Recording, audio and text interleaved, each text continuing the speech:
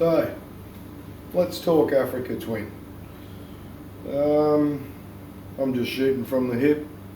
I haven't planned this talk or review or whatever you want to call it. I'm just speaking as it is. And this is my bike and this is what I haven't done to it. So anyway, I've done 72,000 Ks on this thing now. I'd probably say 60% tar, you know, sort of 40% off-road, and that's big trips, little trips, stuff like that. So I've had it 2 years. We'll get down to the problems that I've had. Other than people whinge about spokes and seats, and it should have had heated grips, and it should have had this, and it should have had that. But anyway, I don't get into that bullshit. I sort of speak from a ride point, as in dramas, leaky fork seals. Yeah, bit of a few issues with the forks, you know, like with the internal anodizing wearing off. Big problem, yeah. You know, it has to be, it's got to be fixed. A lot of people have said that the torque on the triple clamps was probably a bit too high. I'm tending to lean towards that. Anyway, I've had new forks, tubes put on this bike when I've had the suspension redone. So yeah, it's got Andrini front suspension, and just upgraded the spring on the rear and revalving, stuff like that. So yeah, now it rides a whole lot better, carrying the weight a lot better. It's a lot more responsive, a lot more adjustment too. Yeah, the fork seals leak and stuff, you know, it is what it is. So I've replaced the fork seals, had them done. Haven't had any problems since. I don't know what the drama is, whether it's a cheap shitty fork seal that they use, whatever. But anyway, I'm over that. The other things that have happened that, you know, sort of a bit annoying, I suppose, was, I'll grab this here and you can have a look. That's where I mount my GPS, obviously up there. A lot of people do. That's what you think that bar's for. What it tends to do is it puts too much strain and it breaks. So a lot of people think, oh, you know, these break here, like down further in behind the dash. Yeah, possible. Mine haven't. Mine broke down here. Oh, it's hard to see, but anyway, it's in behind the headlights and everything. So I just re-welded it up and put a steel plate on it to brace it up. But I don't have any drummers now, so my GPS has been up there for, I don't know how many thousands of Ks now, probably 30 odd thousand Ks of corrugations and tar and you name it. What else was going wrong with these things? People snap the brake this off. I haven't broken mine off yet, which is probably a good thing. I've only put it down once since I've had it.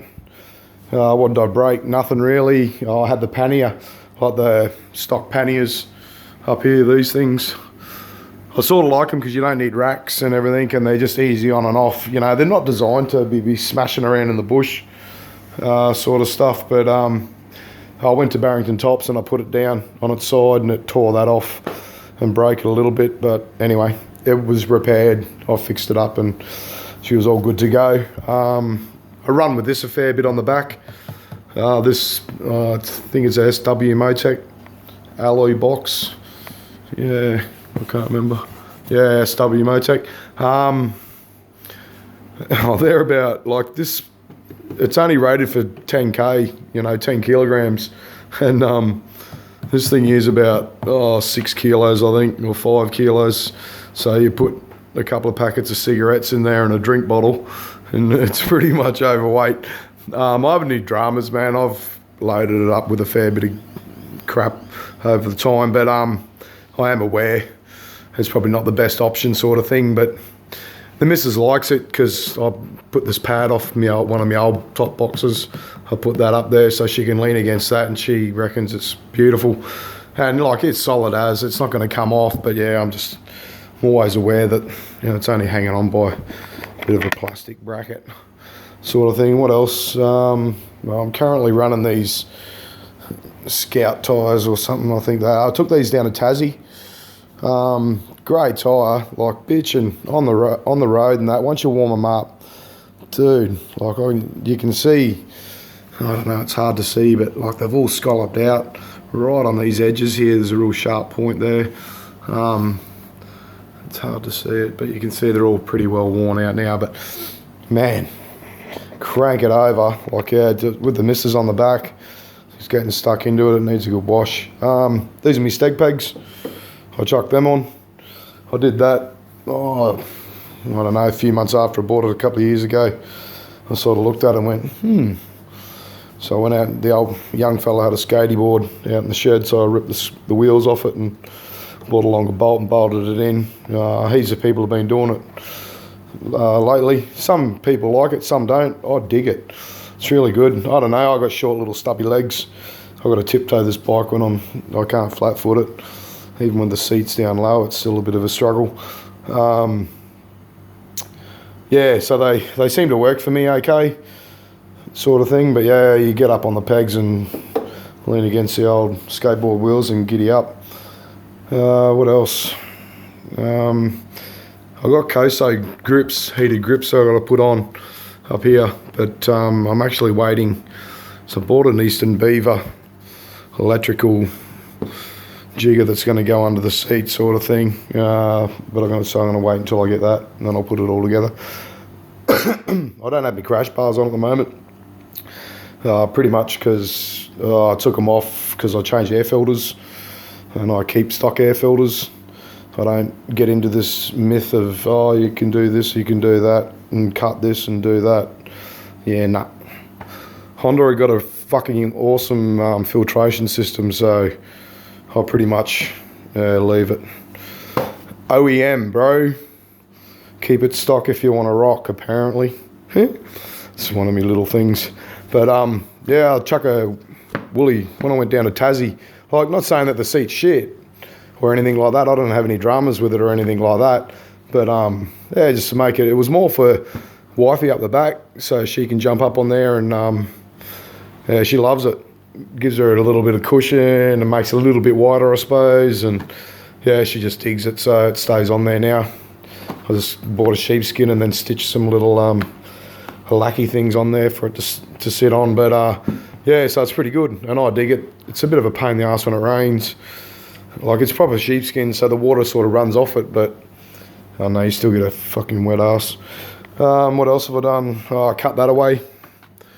I did that ages ago too. I do that so I can keep an eye on the sprockets, I suppose. Gone through a couple of sets of sprockets on this bike now. Two I think. Yeah. Needs a clean, it's filthy dirty. What else? Steg pegs, bash plate, front riser for the guard.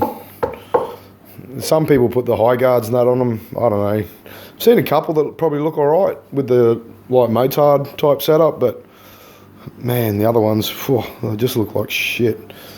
And you know, some people doesn't worry them and stuff, but yeah, at the end of the day, well, sort of one of the things I did like about this bike was just the way its stance and everything, just its look. It's just a good looking bike, and so, but yeah, I'll just sort of keep it like that. I've had on one trip when we went out west last year, me, a mate of mine, and another good mate of mine, we got caught on the Sandover Highway for a couple of days because of the clay, and they built up under that. But like, it wasn't a mission sort of thing. All we did, it was about 10 minutes. We just unbolted the front guard, took that off, put them up on the back. Like, a bit of a worry because your brake lines are still there, sort of floating around in the breeze down here. But yeah, we didn't have any problems. And I mean, like, the mud was it was that slippery, dude. You couldn't go fast anyway. It was just a battle to keep the bikes upright, let alone, you know, sort of stand up on the pegs and start having fun. You just couldn't do it. So yeah, but anyway, we got caught up there for a couple of days. I think it was three days, 2 nights and 3 days. Yeah, it was. We met some great people, but anyway, It was pretty cool. What else have I done? Yeah, acro. Man, I don't know, like the stock pipe, good, man, sounds cool. I didn't mind it at all. Why did I buy that? Because they just sound better at the end of the day. That's all I've done, is just bang that on sort of thing. It sounds pretty nice now. It's took the baffle, well, I don't know, they reckon when I bought this thing, there wasn't sort of options. So I had to take the baffles out of mine, but apparently you can get them you can pull the baffles out. What else? I don't think anything else really too much to talk about. Other than, yeah, it goes good. Haven't had any dramas with pretty much anything on the bike. Just, you know, like suspension, you've got to do it. There isn't like many bikes that you can, you know, you sort of buy out the box and they're ready to rock and roll. I'll just put this thing down here. Might be a bit better. Get over there, you bastard. So, but in general, yeah, good little scooter. We did 3,500 Ks in Tasmania just after the Christmas break on it. Had the wife on the back. Our bike went flawlessly, as I sort of wasn't even a consideration, but just the way it rode, you know, with the weight and stuff and the different terrain, like we didn't do a great deal of dirt, but we did some dirt. Did a lot of just bitch and tar roads, like awesome. Had the time of my life riding some of that stuff, you know, and sort of it was a big ride for Jodie. She hadn't been on a bike, you know, she's been on this bike a fair few times, but not for day after day after day after day, you know, with big Ks too, you know, like we sort of pump out big Ks most of the time. Not so much on that trip. 300 Ks was probably a big day, I suppose, down in Tassie, 400 Ks, but when we came back, I rode from Melbourne back to home, back up to northern New South Wales, and it was, how many Ks? I think 1700 kilometres. So we left on the first day at 5:30 in the morning, and we got into Dubbo at about 5:30 in the afternoon, 6 o'clock I think it was. So yeah, that was a big day for Jodie. But she did it. Yeah, like, don't worry, I was pretty knackered myself, but we pumped out, I think it was just under 1,000 kilometres. But the killer was 47 degree heat. Man, coming up that new highway, when it was 47 degrees, like, it was cooking. The bike, the temperature on the bike got up to 51, and that's normally a couple of degrees above the ambient air temperature sort of thing, but wow. But the bike did it, you know. I was pretty stoked, like it didn't overheat or anything like that. I pulled up, you know, a few times, probably every hour and a half, just to cool the tyres down. Like they were cooking, you know. It was hot, loaded. The wife on the back, plus our gear, you know, 2 panniers in the back loaded up. Yeah, it was a bit of a mission, but yeah, the bike done it no problem. I wouldn't have a doubt in doing it again. You know, I'd jump on this thing and do it again, but. Anyway, that's just my opinion on the bikes. Like I said, I've got a fair few thousand Ks on them. I do ride a fair bit, not an expert, but yeah, I've got a few ideas about a few things, and I think these are a good thing, and yeah, just leave them alone. Don't fuck with them. You know, like, you can add bits and stuff, you gotta make it comfortable for yourself, but, you know, I don't know, mappings and all sorts of things. People get into these things if they see it on the internet. They think they've got to have it. So, but anyway, I keep it stock. 3 filters I've used. That's all depending on what you do, terrain, everything like that. Like, I ride dust, but I don't ride up people's bums because I don't see the point in it. You get stone chips and crap everywhere, and you're sitting in someone's dust. Your bike's sucking it up. So yeah, I always hang back. But 3 filters, 3 sets. So I've just put my new set in not long ago, and yeah, in 70-odd thousand Ks, that's not bad going, sort of stuff. Other than that, I'll change the oil every 8,000 Ks, I suppose. Yeah, I just use Valvoline 1030 oil from Supercheap. Actually, I buy it when it's on special, so it's cheap as. Do a filter every second change. other than that, I just ride them.